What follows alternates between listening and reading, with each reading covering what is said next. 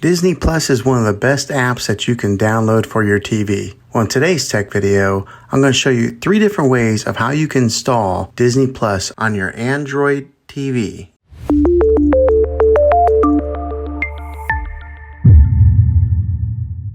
It can be really frustrating if you want to watch some of the great content that is on Disney Plus and you find that your TV is unable to download it. If your TV is an older model of smart TV, then it could prevent you from downloading this app.